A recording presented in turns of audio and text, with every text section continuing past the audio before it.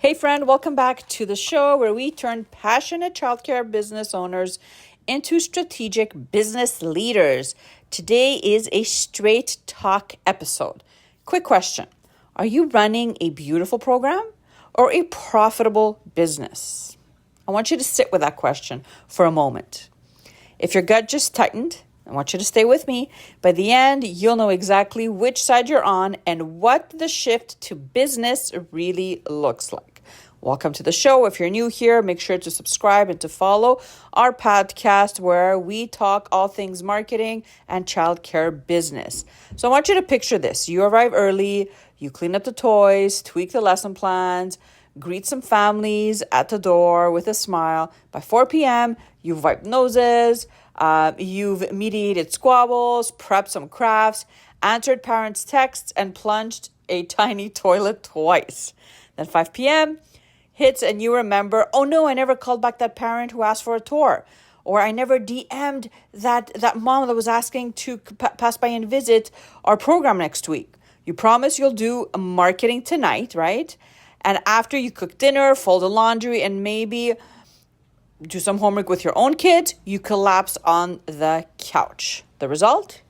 2 open toddler spots for the 3rd month in a row, a wait list that's actually a wish list, ghost parents who never follow through, and staff asking for raises you want to give but can't justify. So just last year, Childcare Biz research showed the average U.S. childcare center that is, loses about $1,100 per empty seat per month. Okay, so for an in-home provider, that's about $843. 3 empty cubbies or 3 empty spots equals a $30K annual leak. And that leak starts the moment marketing becomes an after-hours hobby instead of a CEO priority, okay? So running only a program keeps you stuck in survival mode. I mean, we've all done it, right? You're trying to do all the things. And by the end of the day, you're completely depleted. You just don't want to do anything that has to do with business. All you want to do is just go to bed or sit in front of the couch and watch some TV. So why is that a problem? Number one, cash flow roller coaster, right? So good months when word of mouth hits, famine when it doesn't. The second point is decision fatigue, right? So every bill feels like a gamble, every hire a risk because you're not sure if you're going to be able to pay that bill at the end of next month, for example. And a mission drift. So you spend more time covering classrooms than casting the vision of the actual business. But when you lead with a business mindset, so these 3 things change. So you have predictable revenue, right? Marketing systems replace miracles. You're not just hoping and promoting. The second thing that happens is leadership margin. You buy back time to take care of your staff, to coach them, to guide them, to enhance the curriculum, or even just to take the Friday off without feeling that guilt. And an asset growth. Banks and buyers value companies with documented systems far higher than owner runs everything operations, right? So what does that mean? That means shifting to business thinking is not ego, it's stewardship of the dream you started with, okay? And just a side note, I had to learn this myself. When I first started my childcare center, I was that type of director. I would cover staff's schedules. I would clean up. I would pick up calls whenever I heard the phone ring. I would make sure that we had ordered all our inventory and stock that we needed. I would do programming. I would do everything. And marketing, again, was one of those things that I would think to myself, well, I'll just do it when I'm in bed tonight.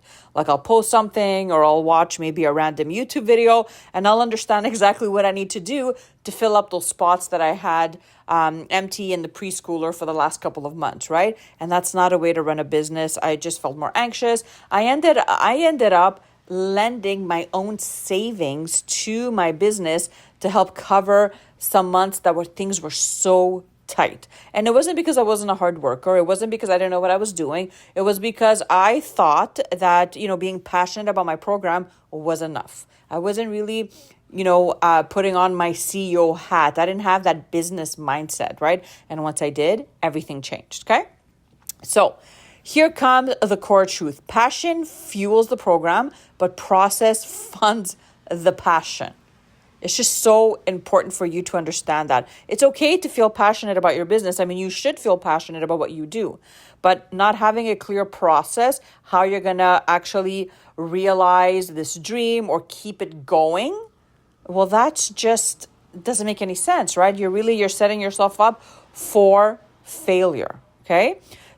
So let me just illustrate with a real client inside our marketing agency. So Soha is the owner of Care One Home Daycare. When we started working together, she was exhausted. She was trying to figure out how to set up a business page, how to start ads, how to get more kids to enroll. And on top of that, she had to train her employee, her assistant, and she had to create the program, cook for the kids in her home daycare, take care of the kids, do diaper changes, take them outside. I mean, doing all of the things, right? So she loved what she was doing. She was absolutely passionate about her business, but she had no process or any procedures to follow when it came to growing and really just advertising and marketing her program, okay?